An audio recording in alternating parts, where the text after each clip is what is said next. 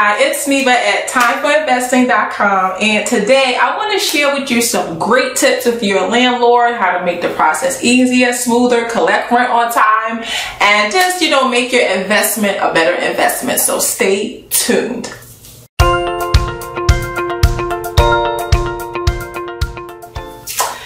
Hey guys, so in this week's video, I want to talk about landlording. It's like, I talk about wholesaling a lot, but really landlording is like one of my favorite investment strategies. And I think it's because for rentals, you find a property, you get a good deal or whatever, and then you just rent it out forever. Whereas with wholesaling, you always have to be out there trying to get, your next deal. So I just wanted to talk about landlording and share some things that I've learned in the process of being a landlord and things like that. Now, for me, starting off, to give you a little background, I grew up around landlords. My parents have been landlords for as long as I can remember. I remember them owning rental property. So from watching them and overhearing conversations and things that I know that they've gone through with rental property, and then me personally, what I've gone through is how I came up with this. So I'm just going to share 7 tips because this could go on for a long time. So I'm just going to share 7 top tips that, I wrote down that I wanted to really share with you that I think make a big difference or have made a big difference since I started implementing and following them.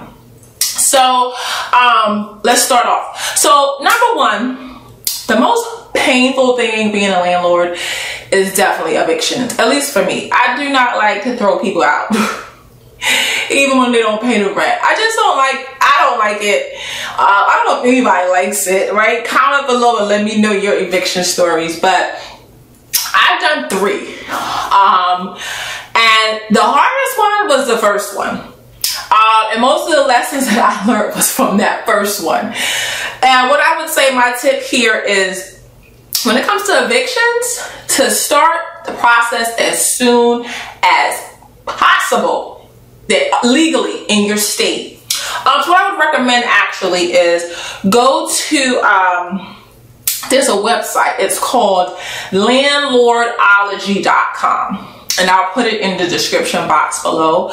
You can go to landlordology.com and they have it's a good starting point because they have all the rules that landlords need to abide by state. So you can click on your state where your rental property is located and, get the rules for your state for evictions, security deposits, all these different guidelines that you need to make sure you abide by being a landlord. Because you want to make sure you do everything legally so that you can get people out of your property legally. So start the eviction process as soon as it is legally possible in your state. So some states you can start the process as soon as they're late, 15 days late, 30 days late. So that's what I mean. Whatever that timeline is in your state to start it, you need to start it. I know it comes off really harsh, but since I've started really following this, I get better tenants. I don't do evictions like I used to because I think, 1, the tenants now know my expectations and what my expectations are, and they know what to expect from me when they don't abide by the lease when it comes to paying rent on time. And once you start to collect rent on time, I would say 80% of the stress of being a landlord is removed. Because I used to be, it used to cause me, stress when rent was late. Because then, you have to pay the mortgage still, utility bills, all that stuff. The mortgage company doesn't care that your tenant is late. They're going to charge you the late fee and all this stuff. So start the eviction process early. And talking about late fees, that's my second tip. Your late fee, it needs to be the max it can be.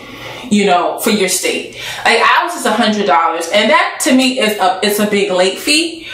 But the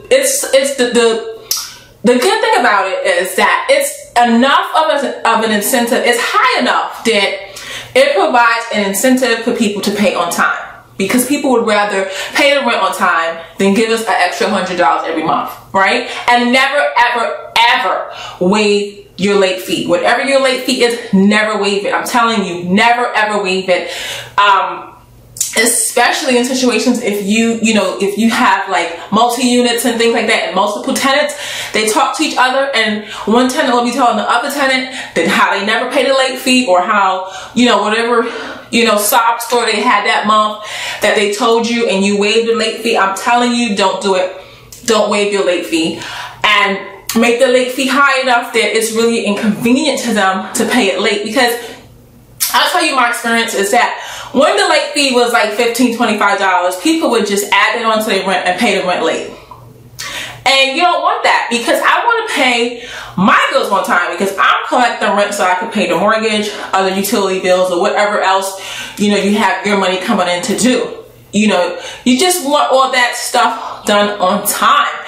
And so I don't want the $100 late fee. What I want is the rent on time. So that high late fee, it's just an incentive that people will say, let me make sure I pay my rent on time, because I don't want to have to pay the extra $100. Because another tip that my dad told me is, he's like, Neva, when times get hard, people have to make a list and kind of prioritize what needs to be paid first.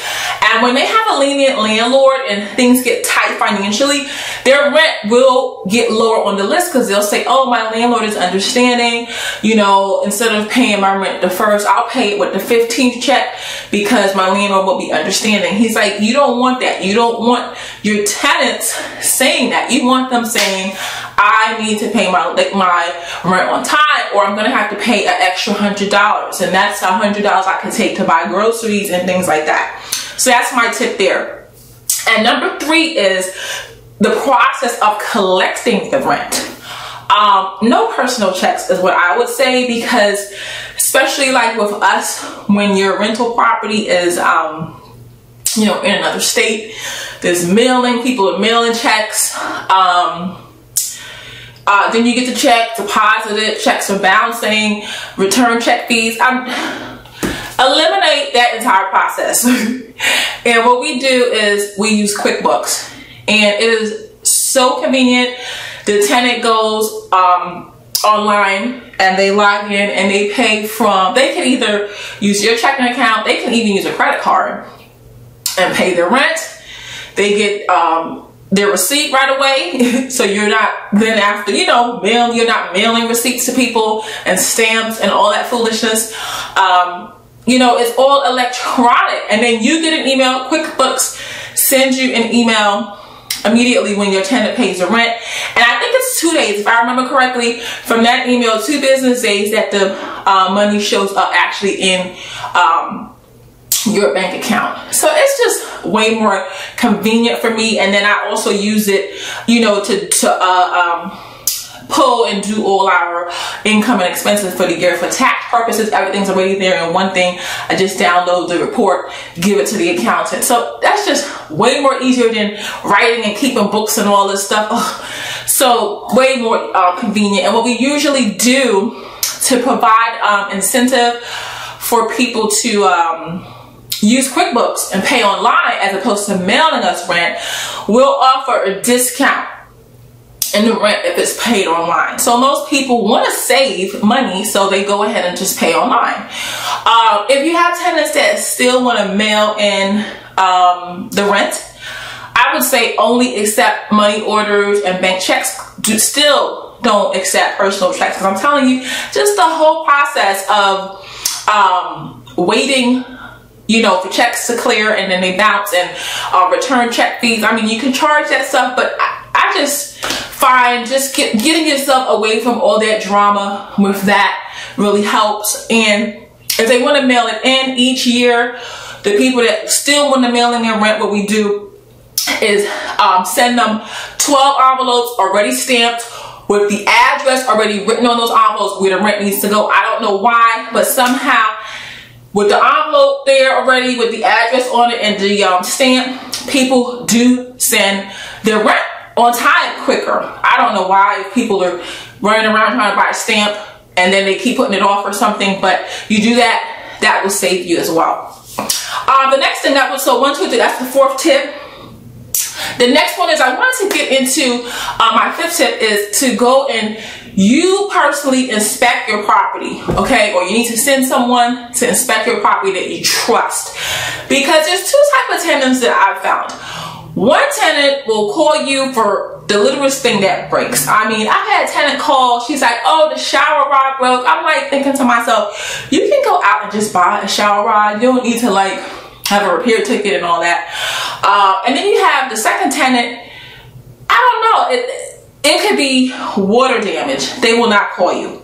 And you will never know until you go to visit the property and you see the water damage. We had a tenant, they were there for a year, never called for any repairs. And then when they left, the water heater, because this is New York, has those old time water heaters.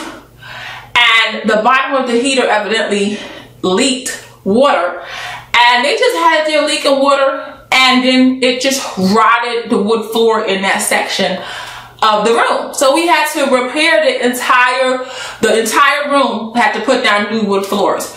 So I don't know, some tenants are just not gonna call you to make repairs. I don't know if they think they don't wanna call, and then the more repairs they have, maybe they're thinking that you'll raise the rent. I don't know, but I'm just telling you, go and inspect your property yourself. Have it in the lease that you can go in and inspect it so that you know what the condition is, because you don't want surprises like I've had when people are moving out and you send a new crew to just get it fixed up for the new tenant, and there's like major damage to the unit and you're like, oh my goodness, they never called and told me this.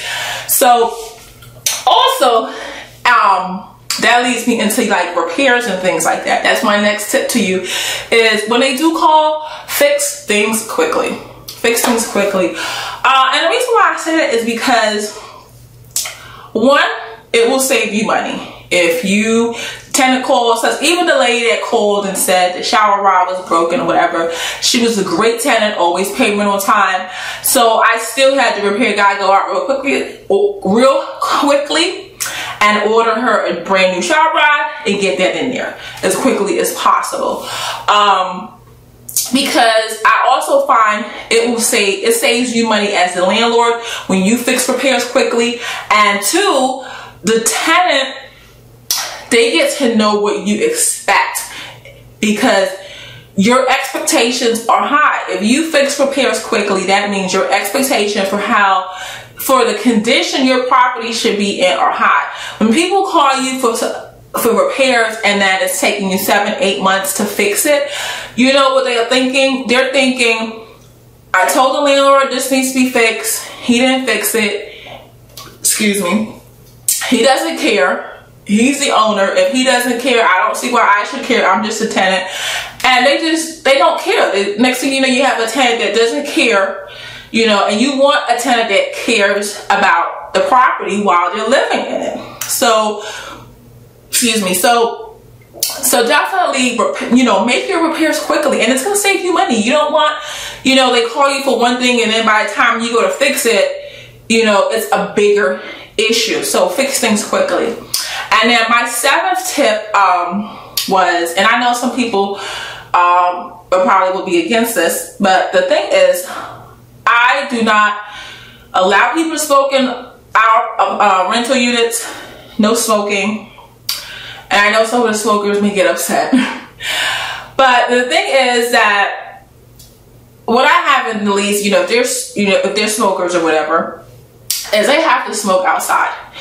Because I'm telling you, like, I'll give you an example. We had tenants, they were great tenants. They took care of the apartment. It was in really nice condition when they left. The only thing was the smoke smell.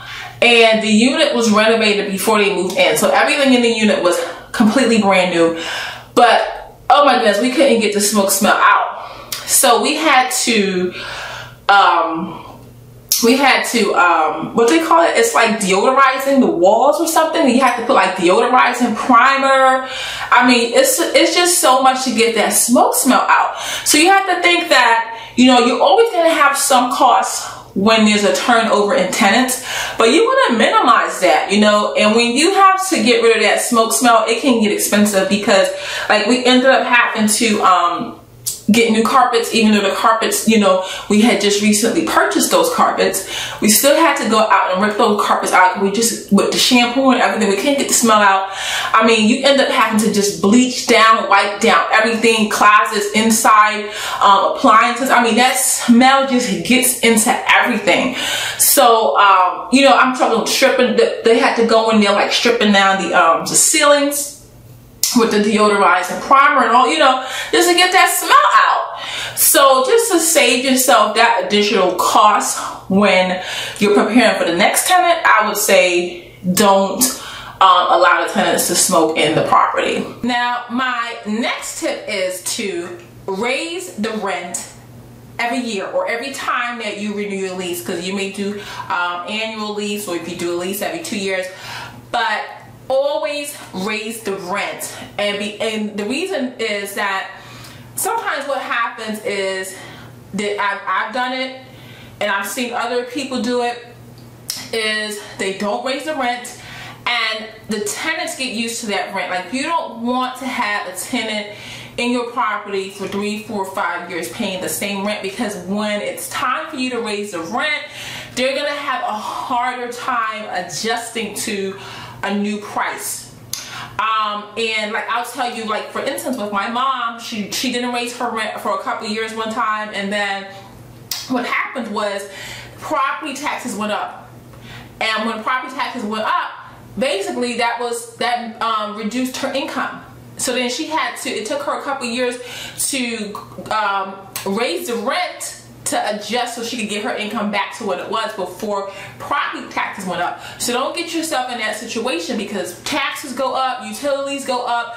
So adjust for that each year and increase the rent every single year, and get the tenant used to the fact that rent goes up every year, because expenses for you most likely are going to go up. You may have a year where maybe the prior year you have more repairs than you estimated or something like that. But I just find, lesson learned, my mom will tell you the same thing, even if it's $5 to raise that rent every year, because at least the tenant gets used to expecting some form of rent increase. Because I'm telling you, raising the rent after 5, 6 years, then you're gonna have a hard time. If it's the same tenant, you're gonna have a hard time with them, because they're like, oh, what happened? Why is the rent going up?